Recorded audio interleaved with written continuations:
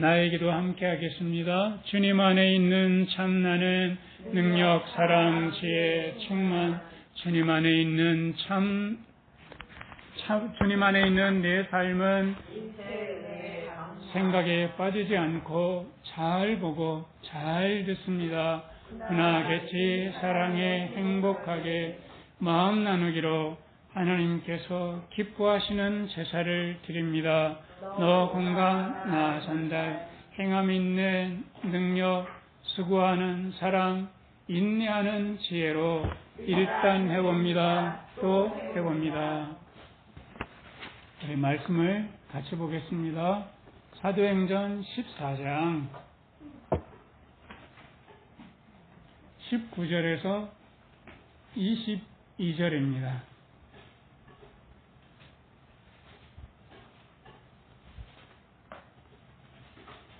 바울의 삶에 대해서 계속 살펴보면서 은혜를 나누고 있는데, 바울이 첫 번째 전도 여행에 여러 가지 만나는 난관이 있었는데, 오늘 또한 굉장히 큰 난관을 만나게 됩니다.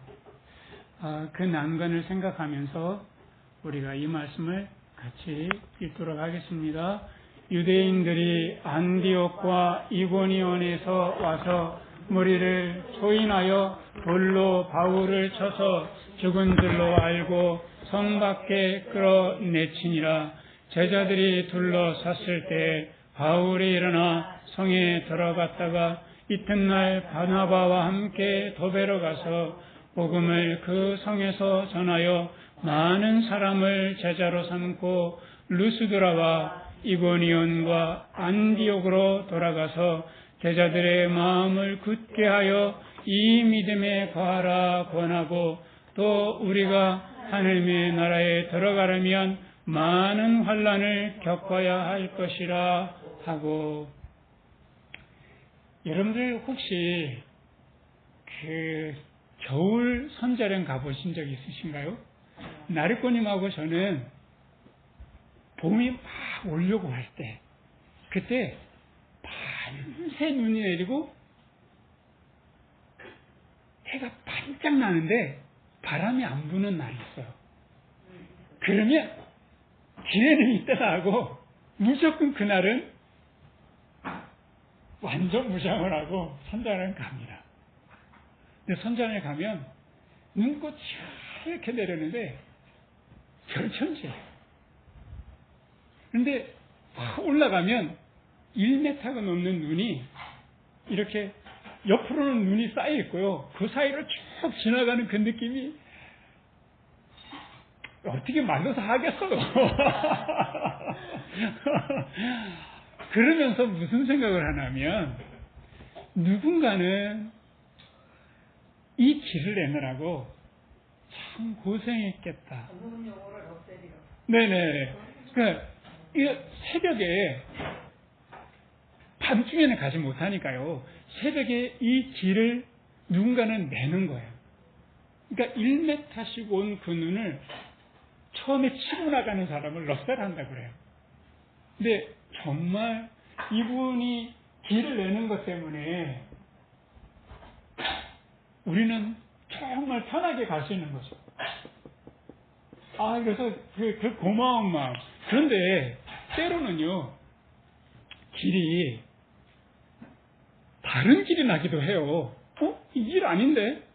근데 처음 간 사람이 생각할 때 늘 나 있는 그 길로 갔다가는 너무 힘들 거다고 생각하면 처음 길을 내는 사람이 좀 더 편안한 쪽으로 길을 냅니다. 눈이 왔기 때문에 평소에 다니는 길하고 다른 길로 가요. 그래서 그게 우리가 생각할 때 이거 한참 돌아가는데, 근데 그쪽으로 안 가면 자칫 잘못하면 위험하거든요. 그래서 길을 잘 아는 사람이 럿셀을 하는 거예요. 그래서 진짜 길을 내는 거죠. 근데 진짜 길을 내면 그 사람은 참 고생스러워요. 그런데 진짜 길을 우리는 그거를 우리 종교적으로 말할 것 같으면 진리라고 하죠. 근데 그 길을 따라가면 진리의 길을 따라가면 진리를 알진 진리가 너희를 뭐하게 하리라? 자유케 하리라. 우리 정말 자유로운 마음에서 정말 야 이런 길이 있으니 룰랄랄라 우리 막 보고서 눈꽃을 보면서 막 노래하고 가거든요. 근데 러셀 진짜 잘못하면요 죽기도 해요. 그러니까 이 새벽에 올라가는 사람들이 길을 진짜 잘하는 사람이에요. 잘못하면 죽는다니까요. 그래서 우리에게 생명을 내준 거예요. 사실 이 사람들은요. 우리는 그 다음에 막 9시에 가면 길이 신선로가 네. 너무너무 신나게 올라가는데 그래서 정말 이 사람 때문에 우리가 생명 없는구나. 그래서 예수님께서 길과 진리와 생명이 되신다라고 하는 것이 우리들에게는 평안이 되고 자유가 되고 참 살맛이 나는 거죠. 잘 누리고 살자는 거예요. 누군가가 새벽에 러셀한 그 고생을 한 것 우리가 생각해서 예수님께서 그렇게 우리를 위해서 길을 내시느라고 불편한 삶을 사시고 고생하시고 참 죽음을 기꺼이 맞이하셨던 것을 생각해서 우리는 잘 누리고 살아야 돼요. 정말 이거는 악착같이 누리고 살아야 돼요. 정말. 뭘 누리고 살아요? 평안과 자유와 살만 나는 삶을 잘 누리고 살아야 되는 거예요. 이 바울이 예수님을 통해서 그 얻었던 이 길과 진리와 생명의 이 기쁨이 너무 커서 이거를 정말 이 말씀을 전하기까지 오랜 시간 동안 약 13년 정도, 14년 정도를 주님 안에서 충분히 내 것으로 삼고 감사가 넘치고 이러고 난 다음에 바나바가 부르고 그리고 바나바와 함께 전도여행을 떠나는데 이방인을 위한 전도여행을 떠나는데요. 제가 이 바나바와 바울이 갔던 1차 전도여행을 거리를 따져보니까 오늘 말씀을 전하는 것까지 해서 약 500km를 가는데 생각해 보세요. 그 옛날에 무슨 차가 있어서 무슨 배가 있어서 이렇게 쫙 갔다가 이렇게 못한단 말이에요. 전부 다 걸어서 가고 이 돛담배를 타고 가는 정말 생명을 걸어놓고 가는 길인 거예요. 그래서 바울이 정말 불평스러울 수 있는 이 길을 가고 고생스럽고 죽을 수 있겠다라고 하는 각오를 하고 가는 거예요. 왜 그랬을까?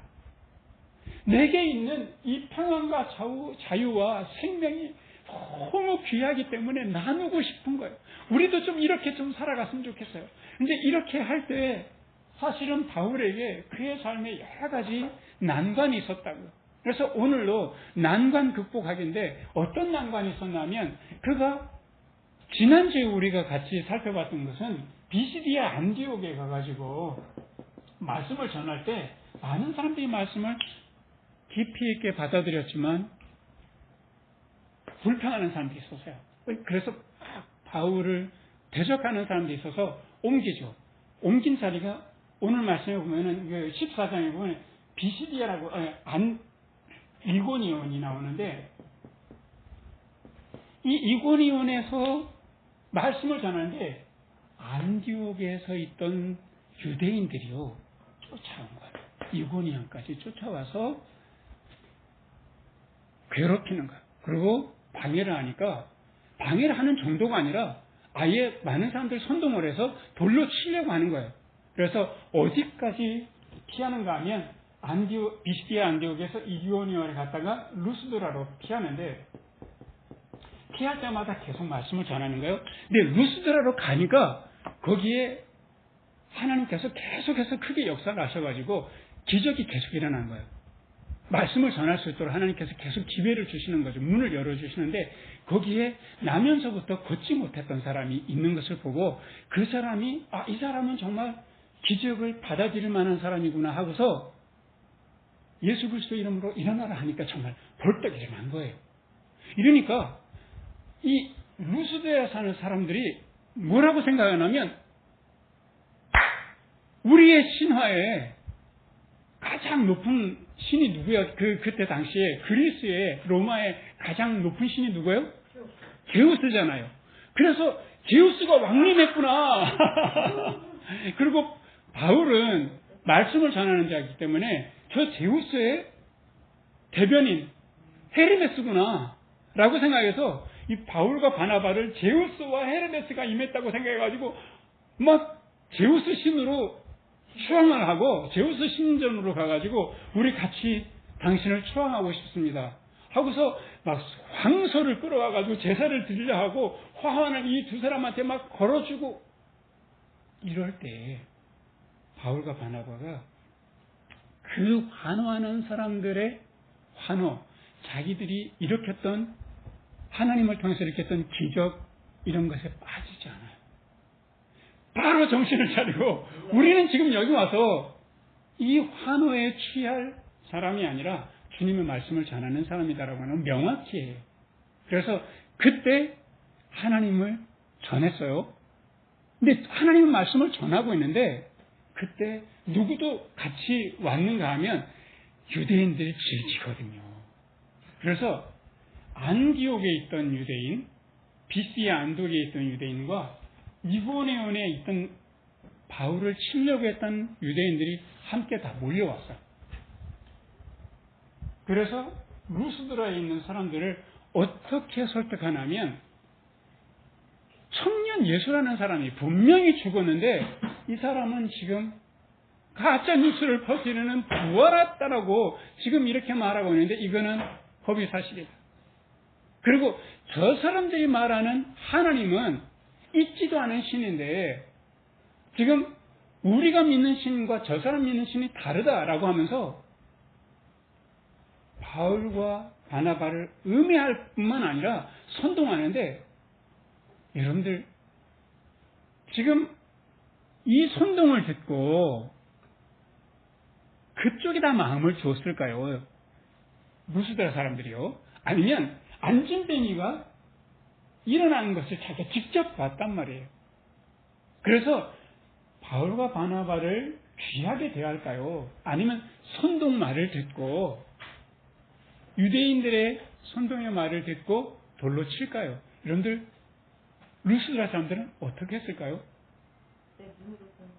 그랬을 것 같잖아요. 근데 사람들은 부정적인 것에 훨씬 더 마음이 많이 듭니다. 그래서 당신들의 삶과 당신들의 모든 풍습까지도 저 사람들이 잘못 인도할 사람들이다 라고 하니까 그래? 하면서 유대인들의 사용법을 따라서 돌을 드는 거죠. 그러니까 사람들이 환호하고 사람들이 우리에게 뭐라고 하는 그 말에 넘어가는 것이 얼마나 의미 없는 일일까. 칭찬과 비난에 흔들릴 이유가 없는 거예요. 바울은 그때 돌을 맞은 거죠. 말씀을 전할 때 돌을 맞는데 여러분들 돌을 던질 때 사형 집행을 할 때 돌은 짱돌이단 말이에요. 이 주먹보다 더 큰 돌을 던져야 사람이 죽잖아요. 수많은 사람들이 와서 돌을 던지는데 그야말로 돌무더기가 쌓이는 거죠. 머리가 깨지고 가슴팍이 돌을 이 주먹 두 개만한 걸로 앞에 때려봐요. 정신없죠. 그래서 돌무더기가 자기 주위에 쌓여가고 여기저기서 피가 날 때 바울은 누구를 생각했을까? 스데반이 생각나지 않았을까? 저 스데반, 저 배교자 돌로 쳐라. 내가 당신들의 옷을 맡아주고 내가 이 사건에 책임을 지겠다. 바울이 장담했던 죽음. 스데반이 죽을 때 천사의 얼굴을 하고 있었는데 그 천사의 얼굴 하는 것조차도 역겨웠을 거예요. 그래서 돌로 쳐라 해서 결국에는 죽음에 이르게 했는데 바울은 내가 이제 사랑의 빛을 갖는구나. 내가 여기서 죽는다 하더라도 나는 고마울 뿐이지. 자, 이렇게 해서 루스드라 성 안에서 바울을 돌을 쳐서 바로 죽어버린 거죠. 그래서 루스드라 사람들은 이제 죽었구나 하고서 성 바깥에다가 시체 버리는 데다가 다 버렸어요. 그 루스드라에 주님의 말씀을 듣고 회심한 사람들이 있었기 때문에 이 사람들이 얼마나 안타깝고 걱정스러웠겠냐고요. 너무 기가 막힌 상황 아니에요? 자신들에게 길과 진리와 생명을 알려준 이 귀한 사람이 돌로 쳐서 이제 죽었단 말이죠.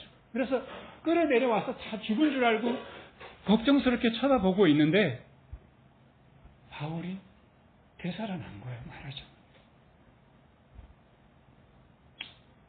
자, 이 되살아날 때 만약에 바울이 내가 죽으려고 내가 이 짓을 해, 내가 다시는 안 하리라 내가 만약에 이랬다면 그 말과 그 태도가 가슴에 각인이 될 텐데 바울이 그때 정신을 차리고 나니까 온몸에 피가 나고 거반 죽었으니까요. 아마 여기저기 부러지기도 그러면서 했던 말이 뭔가 하면 나는 다시 루스드라 성으로 돌아가겠습니다. 라는 말을 한 거예요. 루스드라 사람들은 깜짝 놀랐죠. 왜냐하면 우리 보통 너무 힘든 일을 겪으면 그쪽을 향해서 눈길도 주기 쉽잖아요. 환멸이 느껴지는데 바울이 내가 루스드라로 갈 뿐만 아니라 이고니온과 안디옥, 비시디아 안디옥으로 내가 다시 돌아가리라 라고 하는 거예요. 아마도 이거를 보는 사람들이 마음에 굉장히 큰 감명을 받았을 거예요. 만약에 바울이 이때 당시에 루스드라 더베로 가는데 더베 조금만 몇 리만 더 가면 자기 고향이 있어요. 고생스럽고 힘들면 고향이 생각나고 좀 가서 쉬고 싶을 거 아니에요. 그런데 바울은 지금 500km 전도여행을 힘겹게 난관을 거쳐서 왔는데 자기 고향으로 돌아가지 않고 내가 다시 온 길로 가겠다라고 한 거예요. 그 자리에 있었던 사람들은 아마도 다 가슴이 뭉클했을 거예요. 나는 과연 그럴 수 있을까? 도대체 저 예수를 통해서 받은 길과 진리와 생명이 뭐길래 이렇게까지 고생스럽고 죽음을 앞두는 이런 길을 되돌아가려고 할까?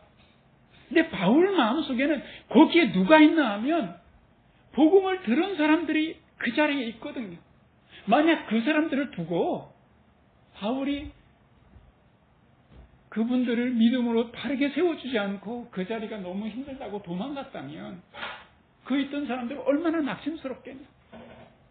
내가 들은 말씀을 회의하지 않겠냐고. 그래서 바울이 그분들에게 돌아갑니다. 그래서 그 사람들에게 믿음에 굳게 서라 라고 하면서 거기에 장로들을 세워주면서 했던 말씀이 있습니다. 우리 22절 말씀을 같이 한번 읽겠습니다.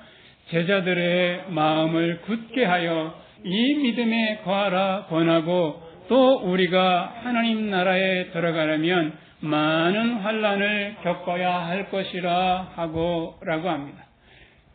하나님 나라에 들어가려면 많은 환난을 겪어야 할 것이니라 라고 하는데 이 말을 듣는 청중들은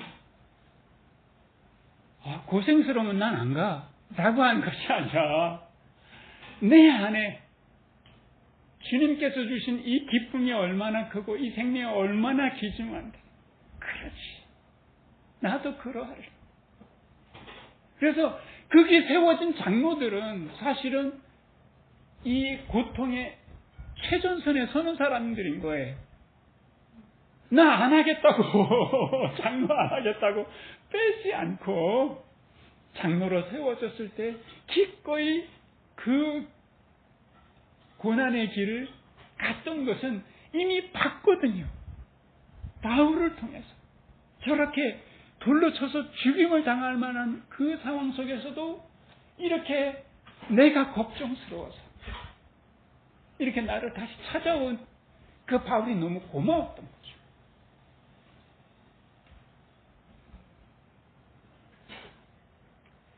여러분들, 그 많은 사람들이 감명을 받았어요. 바울의 그 삶을 통해서. 근데 가장 감명을 받은 사람이 있었는데 디모데였습니다. 이 루스드라에서 두 번째, 지금은 첫 번째 전도여행인데요. 두 번째 전도여행 때 루스드라에 다시 와요. 바울이 다시 와서 누구를 같이 데리고 가면서 전도여행을 안 하면 디모데를 거기서 데리고 갑니다. 바로 첫 번째 전도여행을 할 때 디모데가 바울을 보고 회심을 했던 거죠. 그래서 이 디모데가 바울에게 마치 아들처럼 귀한 복음의 동역자였거든요. 그래서 바울이 정말 고통스럽고 힘들 때 이제 마지막 그 감옥에 갇혔을 때 바울이 사실은 마지막 감옥에 갇힐 때는요, 가을쯤에 딱 이렇게 시원한 가을쯤에 체포가 됐어요. 근데 체포가 돼서 감옥에 갇힐 때는 벌써 겨울인 거예요. 누가 따뜻한 옷을 주겠어요? 정말 가벼운 옷을 입고 그 겨울을 나는데 너무너무 떨리니까요. 디모데에게 편지를 해서 내가 입고 있던 겉옷을 좀 가져다 달라 하고 간절하게 부탁을 디모데에게 합니다. 근데 디모데가 그 옷을 안고 가는데 그 사이에 이미 사형을 당했어. 그러니까 이게 바울의 마지막인데 그 모든 과정을 누가 보냐면 디모데가 봐요. 이 디모데가 어떻게 그 고난의 길을 갈 수 있었을까? 봤거든. 그리고 평안했거든. 바울이 디모데에게 이렇게 말합니다. 디모데후서 3장 11절에 보면 네가 보지 않았냐? 내가 안디옥, 비스디아 안디옥과 이고니온과 루스다에서 환난을 당한 것을 네가 봤지 않냐? 그런데 이 환난보다 주님의 능력이, 주님의 구원케 하심이, 주님의 그 사랑이 더 컸던 것을 네가 보지 않았냐? 함께 고난당하자. 이럴 때 디모데는 아멘하고 그 길을 따라갔던 거죠.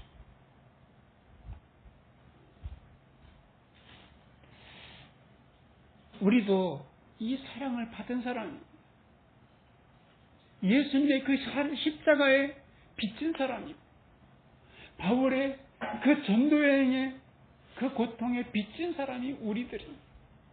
그리고 우리가 이렇게 길을 알고 진리를 따라서 생명을 얻게 되는 것도 수많은 역사를 통해서 내가 알지 못하는 수많은 사람들이 우리에게 복음을 전해 주었기 때문에 내가 이 생명의 길을 가게 되고 이 복된 길을 우리가 가고 있는 거 아니겠습니까? 사랑의 빚진 자인 거죠. 어떡하실래요? 빚 좀 갚아야 되지 않겠어요? 이스라엘에 바다가 아니지만 워낙 넓은 호수라서 바다라고 불리는 두 개의 그 큰 호수가 있습니다. 맨 위에는 갈릴리 바다. 우리 그것도 일종의 바다 아니고요. 그것도 굉장히 넓은 호수인 거예요. 또 하나는 그 갈릴리 바다에서 요단강을 거쳐서 물을 끊임없이 공급받는 무슨 바다가 있어요? 사해가 있어요. 차이가 있죠.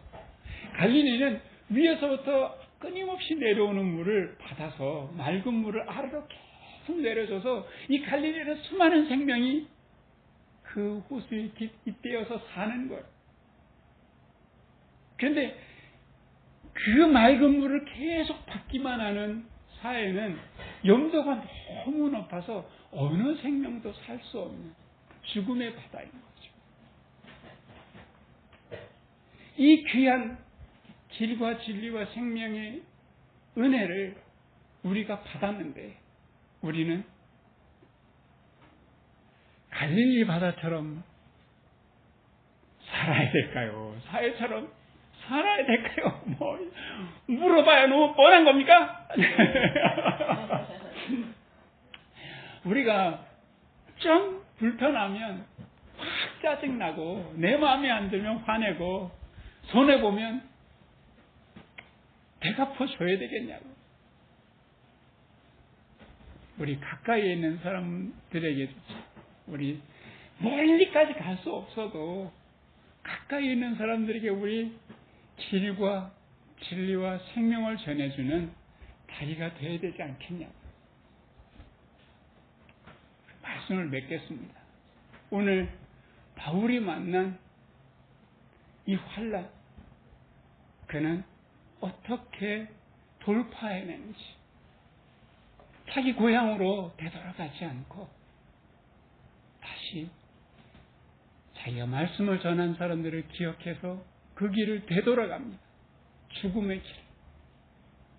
예수님께서 전해주신 은혜가 너무 커서 스데반에게 빚진 사람이기 때문에 빚을 갚으러 갑니다.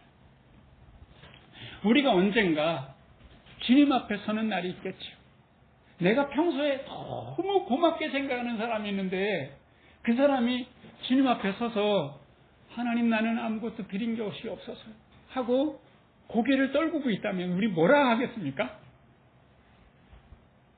우리 하나님께 이렇게 말하겠죠. 저 사람 참 고마운 사람이라고. 내가 저 사람 때문에 길을 발견하게 되고 진리를 알고 생명을 얻게 되었노라고 하지 않겠습니까? 마찬가지겠죠. 우리도 주님 앞에서 서는 날 내놓을 것이 없어서 고개를 떨구고 있을 때 수많은 사람들이 내 뒤에 서서 고마운 사람, 나에게 길이 되어주고 진리와 생명을 저 사람을 통해서 발견하게 되었노라고. 그렇게 우리가 빚진 사람이라. 그래서 주님께서 우리의 눈물을 닦아주는 그런 칭찬받는 분들 되시기를 주님의 이름으로 축원합니다. 그래서 누군가에게 작은 예수가 되어서 길이 되고 진리와 생명을 전하는 징검다리가 되시기를 주님의 이름으로 축원합니다. 우리 같이 기도하겠습니다. 은혜로우신 하나님 아버지, 우리는 사랑에 빚진 사람들입니다. 누군가는 길이 되기 위해서 불편함을 감수하고 누군가는 나에게 진리를 전해주기 위해서 고생스러운 삶을 살았고 누군가는 나에게 생명이 전달되도록 하기 위해서 죽음의 자리까지 갔던 것을 우리가 기억합니다. 예수님이 그러했고 바울이 그러했습니다. 감사하고 또 감사합니다. 우리도 하나님 나라에 들어가려면 많은 환난이 있음을 우리 가슴에 새기게 하여 주시옵소서. 나의 말과 행동이 길과 진리와 생명 되시는 예수님을 닮아서 작은 예수의 삶이 될 수 있도록 축복하여 주시고 우리가 이 말씀을 전하는 귀한 삶이 될 수 있도록 우리의 삶이 주님의 나라를 전하는 아름다운 도구가 될 수 있도록 우리 모두를 축복하여 주시옵소서. 예수 그리스도의 이름으로 기도합니다. 아멘. 우리 찬송가 505장 같이 부르면서 신변헌금 드리도록 하겠습니다.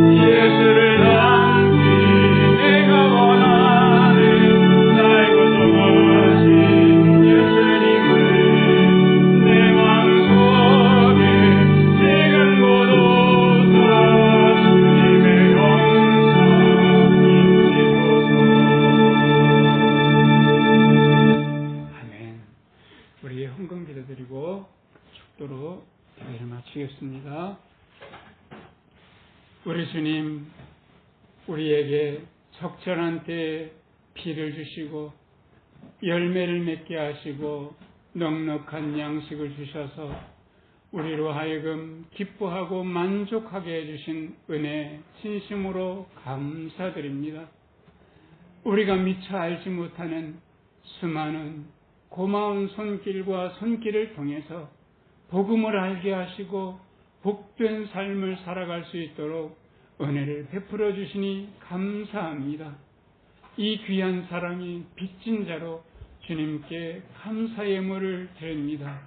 우리가 받은 그 큰 사랑에 비할 바 없으나 우리 하나님께서 감사함으로 드리는 이 예물을 기쁘게 받아주시고 이 헌금이 복음이 전해지는데 귀하게 사용될 수 있도록 축복하여 주시며 드린 손길들마다 하나님 나라의 기쁨과 감사가 가득한 아름다운 삶을 축복하여 주시옵소서.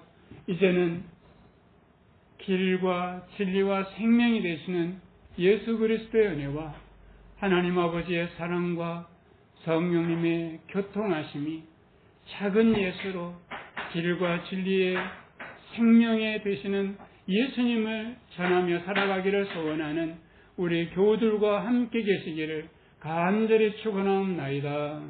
아멘. 감사합니다.